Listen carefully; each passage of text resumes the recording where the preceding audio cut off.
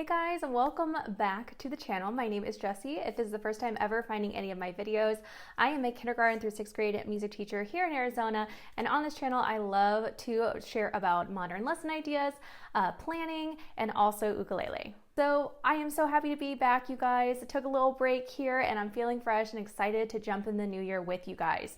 So today we're going to get a little reflective. We're going to be talking about, teacher New Year goals or New Year's resolutions. They're going to be light. I know some people love resolutions and new goals, aka me, hence I'm making this video, and some people think like they just don't quite believe in them, and that's totally fine. But we're gonna reflect together what has gone well so far. It's kind of that halfway point in the year, and what new goals or new mind frames are we going to go into with 2022. So let's get into it.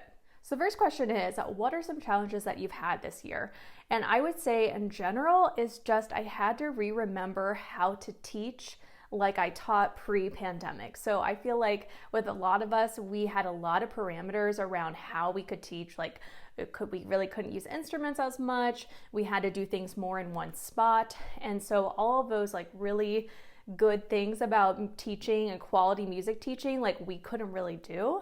And so this year has been definitely a challenge for me to remember what are my tried and true lessons, before the pandemic happened, and kind of sifting back 2 years of lesson plans rather than just going back to last year, because a lot of the stuff I feel like we were innovative and there are a lot of really cool lessons, but I want to incorporate, those moving lessons, those instrument lessons back into my curriculum. So just trying to remember how to teach like that, and also getting used to bigger class sizes. So I had maybe 20 to 22 students per class last year, and I gotta say, I feel like that is just the perfect class size. But it's okay, and I'm glad that more students are back, but I'm sitting more in those higher 20s, 28, 29 students, and so it's been a big learning curve to get back into having that many students in a classroom also. Along with that, remembering names. So a lot of students I hadn't seen for a year or two, and so getting all of those students back and trying to remember everybody's name, that's definitely been a challenge and something I want to work on. Another thing is having performances and clubs again. It's just a bunch of things we didn't do for a long time. Having that first time that you're doing it again, it felt so weird to have my choir concert, because that was my first performance in a super long time. And so balancing that, because I feel there's, as a music teacher, you have your day-to-day teaching, but there is this whole other side of performances and having, your choir or your ukulele club or whatever, you have your clubs, and balancing all of that can be really tricky when you start piling on clubs and performances. So kind of getting used to that workload being added back in definitely was a learning curve this year. And finally, I would say a challenge this year has been classroom management, and rightfully so. A lot of students are going through a lot of things, we all are, and we have higher needs, and then along with that, with having larger class sizes, definitely my behavior management has been a little bit more of a challenge, and me just getting I kind of went into survival mode, and so I haven't had a really strong classroom management in a while. So that's definitely something that's been a little bit challenging also for this year. So the second question is, what has been going well this past year? And I would say there's a lot of things. As many as there's challenges, there's a lot of things that have been going really well. And I would say the first one is my work-life balance. I have been living at contract time most days. Hardly ever is there a day that I walk out at 3:45 and I am a proud woman, first one out, and I'm actually really proud of that. And I feel there's a few things that I've done to help me with that. First one is that I am going back to tried and true lessons. So I think I've gotten into this I love being creative, and I know teachers are so creative and we want to make brand new lessons and get that shiny effect. You see something on Instagram, you're oh, I should do that. But I think it is so important to what books do you have? What lessons, resources do you have that work? You don't always have to reinvent the wheel. And so I think that has definitely helped me with lesson planning faster. I've also been banding grade levels together. So my kindergarten and first graders do around the same lesson, second and third do around the same lesson, and fifth and sixth do around the same lesson. Fourth grade is the only grade that I don't have. My co-teacher teaches them. So I have been the core part, the concept, right now kindergarten is going to be learning high and low, and first grade is reviewing ta, tt, and rest.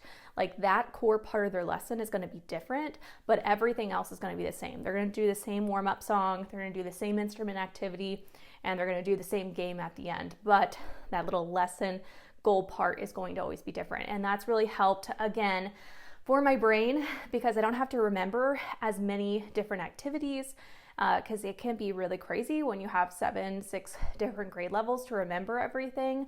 And also, again, continuing to help you lesson plan faster.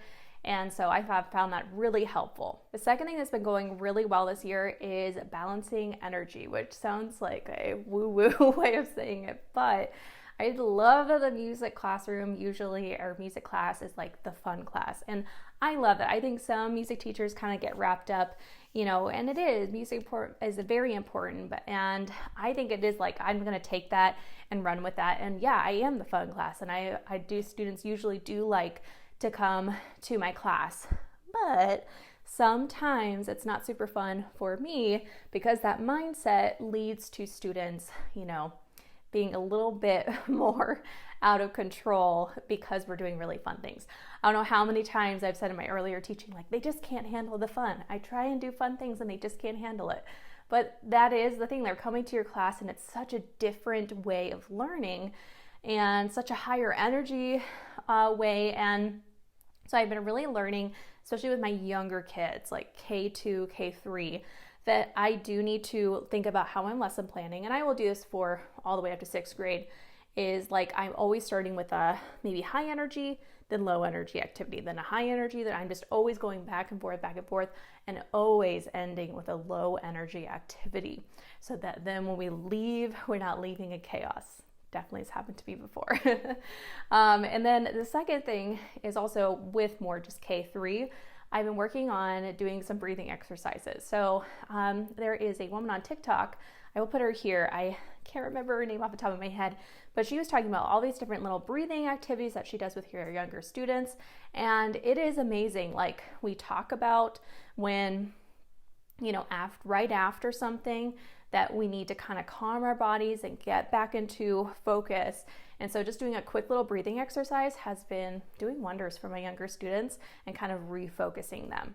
The third thing that's going really well this year is doing less. And hear me out, that sounds horrible, but I have always over-planned my lessons, always, because I'm always afraid I'm going to run out of time, or I'm going to run out of activities. And that saying, when you don't give something constructive for students to do, they will have a plan for you, and it just doesn't work out super well. Well, now, kind of being in this later part of my career, I am starting to realize, like, I am actually over-planning to the point that I, as a teacher, am like always on like hurrying. Like, we can never take our time through something. I'm always hurrying them and hurrying the learning process. And the second part is that the students are getting frustrated because they're having to like learn at hyper speed, because I'm like, oh, I have 5 activities to crash into 30 minutes. Like, we gotta go. A lot of times too, I would be late on pickup and drop-off times because of that. And so it's not good for, your school community as a whole. And the other thing is then that then the students would be really frustrated because we'd always not get to that last activity. And I have agenda slides where it's all listed out. And so kids that are intrigued by that last activity would always be so upset that we didn't get to it. So doing less, taking our time through the process, also taking time for those modeling classroom management things that I need to make time for. I think also I actually have now I will always give myself 3 minutes in the beginning and 3 minutes at the end that are like my passing periods in a way. And it really helps with making sure that we have enough time to exit calmly and come in quietly. And it just has really helped, I think, me and the students just to have a more quality time, right? Quality over quantity. Yeah. And finally, the last thing that's been going really well this year is starting with a warm-up song. So I have before gotten into this like kind of folk song box.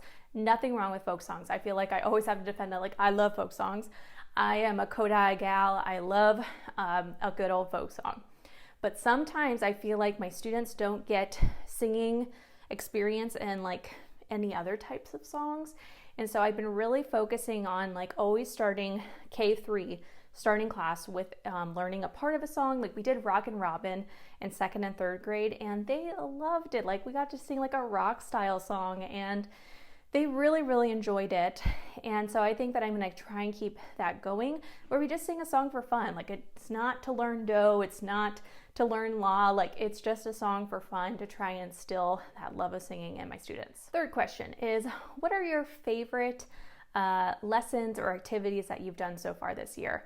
And I have 3. The first one is my meter unit. I did this at the beginning of the year with 5th and 6th grade, and it's like the first kind of, I guess, theory unit I've ever tried to do, and I think I did a really good job of like having that lesson piece. Like I think they really understood it, but also that like application piece where there was always like a game or an activity that went with that part of the lesson where it like really locked it in. And so I'm really proud that I feel like my 5th and 6th graders really understand what meter is. Second, I made this game called Musicians Move, which is like a little icebreaker activity. I never know what to do with the upper elementary, like the first day of school, and I think this was a great one. Like even my 6th graders will sometimes still like request to play it like at their fun day or their game days, and they'll just play it for fun, and so I'm always like, okay, it was a win.